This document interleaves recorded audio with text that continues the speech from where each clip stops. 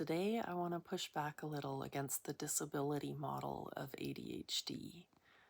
I had a realization and I'm going to share it with you, but two things first. One is I have a cat on my lap, so if I do stuff, it's trying to not make her claw me or something. The other thing is my t-shirt. I know I hate when people are wearing a t-shirt and I can't read what it says, and I get distracted the whole time trying to read what their t-shirt says. So there you go. Okay, so moving on. We have heard a lot about the disability model of ADHD, where there's deficiencies in the brain, there are limitations to a person's abilities. And what I realized based on, a lifetime of reading, studying, understanding myself, understanding the body. I'll give you kind of my top four resources that I'm sort of leaning into with this. The first one is Gabor Mate, obviously a pioneer in ADHD understanding. He's the one who has brought us this, the idea that it is trauma related, that ADHD could be a direct outcome of especially childhood trauma. The second resource is Jean Lidloff. She wrote the continuum concept, and it is very much about human evolution through time, how traits that benefit survival are the ones that we literally come to expect on kind of a, I don't know, subatomic level. Like it's ingrained in our DNA to expect things to be a certain way. The third resource is actually a YouTube video called ADHD Sucks, but Not Really. And it's a TEDx talk. And I won't butcher the name, I'll just put it on the screen here. He kind of skirts around what my main topic is here. He talks about the benefits of ADHD and how, as a hunter-gatherer, some of these traits would have been very beneficial. But I'm spinning it. I'm taking it a little bit further. The fourth resource is Dr. Stephen Porges, who has given us this polyvagal theory, and it's a huge concept of like human interconnection and how the vagus nerve that runs literally through most of our body affects our relationships, and so many other things. I can't condense it down. It will take forever to explain, so you're just gonna have to read these things on your own. But those are the main points that I'm leaning into when I come to the conclusion that I come to. I also want to mention I am not a doctor. I am someone with ADHD. I am not making any recommendations.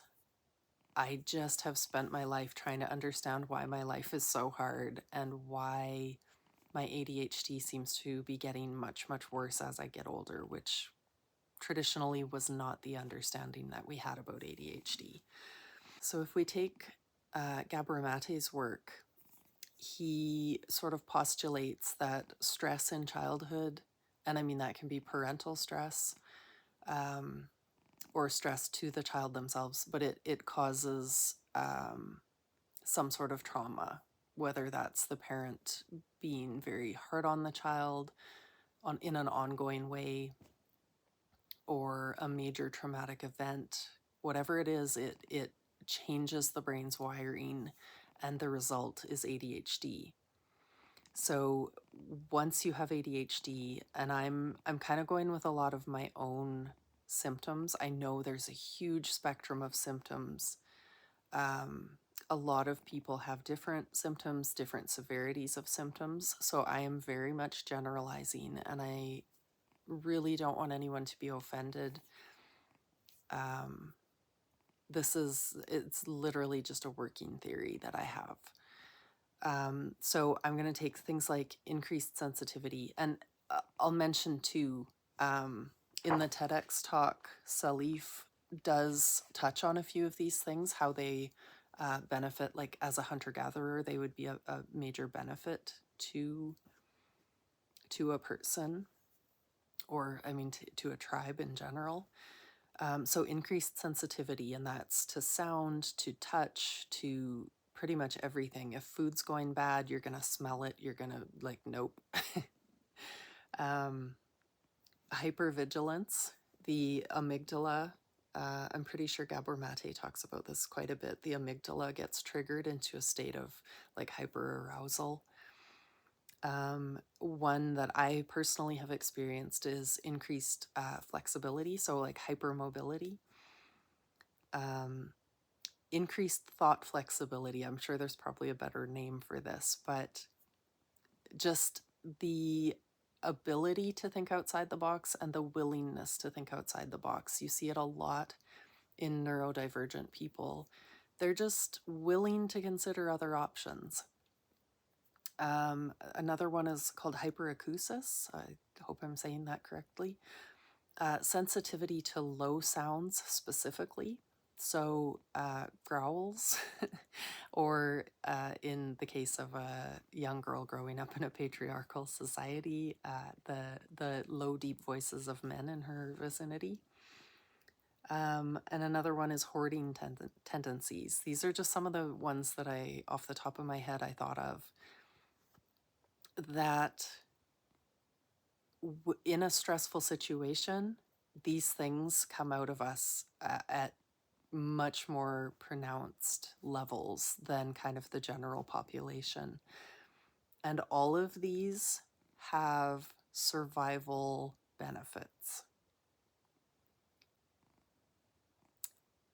I would postulate that all of these things lead to an increased chance of survival, especially in traditional societies like hunter-gatherer tribes and even beyond that.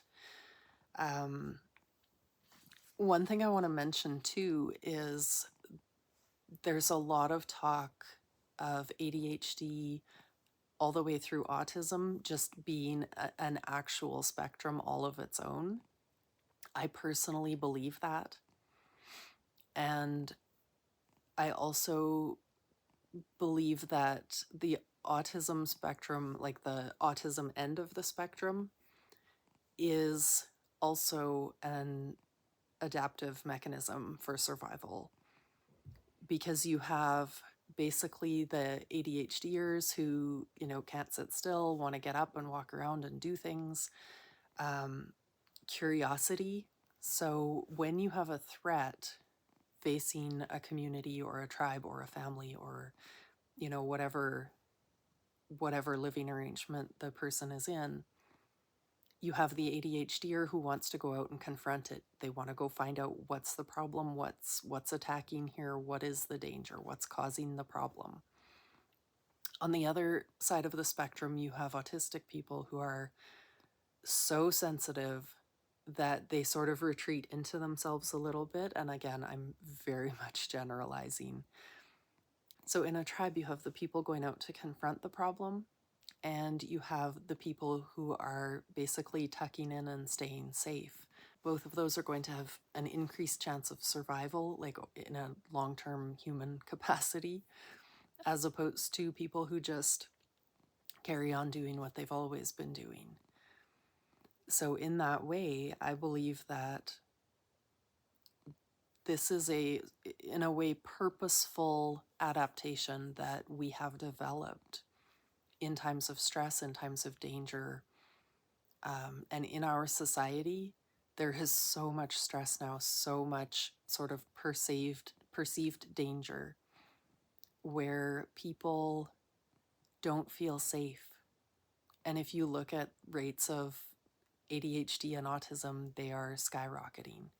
So I know a lot of people will point out that many ADHDers and autistic people are not able to function in I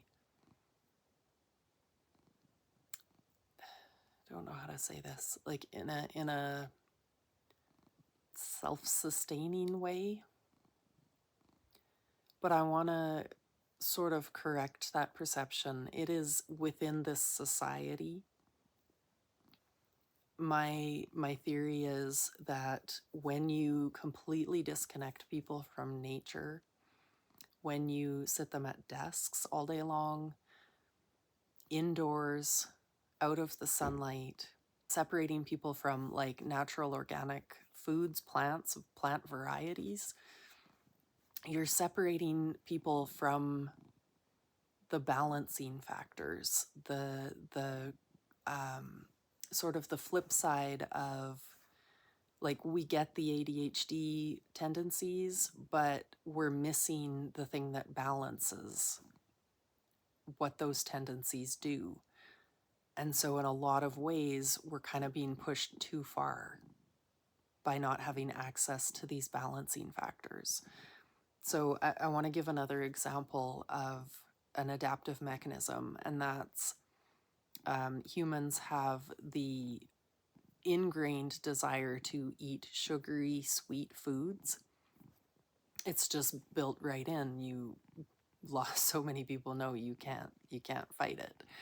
But what has happened in our society is this adaptive trait that it's specifically designed to help humans survive winters of scarcity, is that when fruits and berries and all these things are available, grains and tubers, when these things are available, we crave them, we load up on them, we gain a lot of weight, and then we can survive the winter when these things are not available to us and when, in general, food becomes very scarce.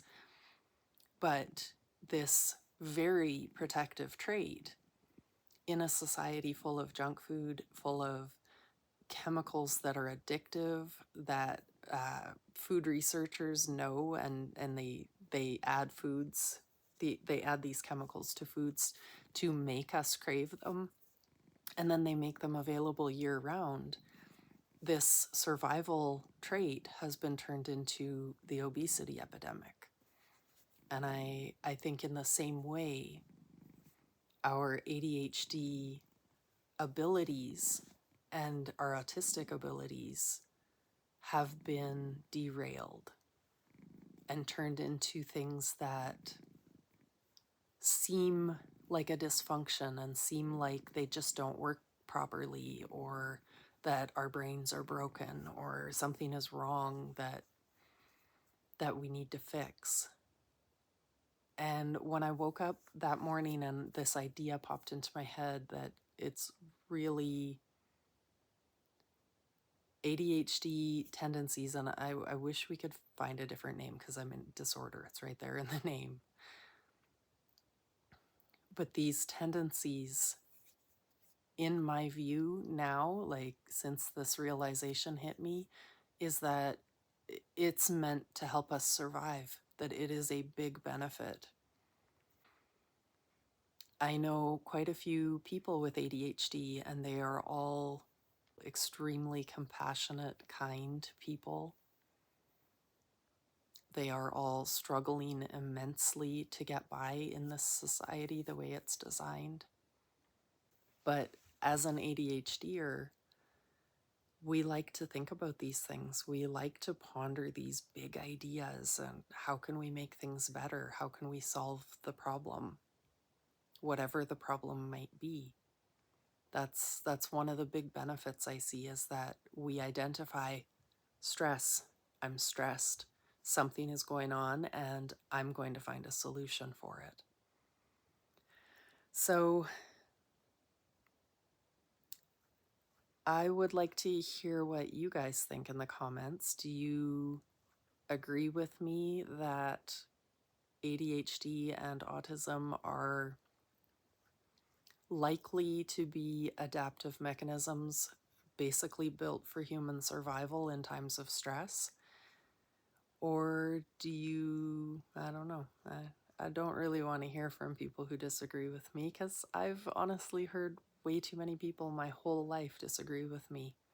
And I, as a lifelong ADHDer who has struggled so much, I'm kind of tired of people piping up when, I have read so much. I've been sick most of my life. I've spent so much time resting, trying to get myself back to functional place that neurotypicals just live and exist on a day-to-day basis.